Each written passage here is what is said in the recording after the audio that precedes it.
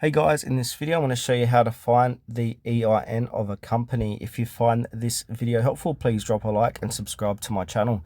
In saying that, let's just jump straight into the video. Alright, so I've compiled a step-by-step guide here how to find our employee identification number of a company.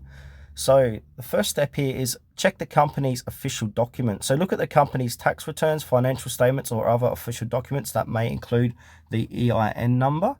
You can also visit the company's website. So some companies list their EIN in the About Us or Contact section of their website.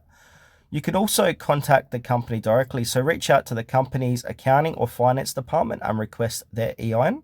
You can also check out the public records. So check public databases or records where the company might have filed documents such as Securities and Exchange Commission's SEC filings for publicly traded companies.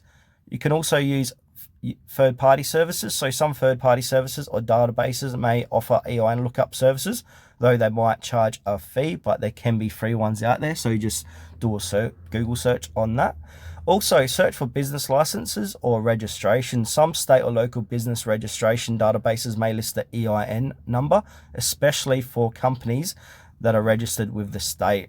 If you need the EIN for legal or official purposes, contacting the company directly or reviewing official documents is often the most reliable method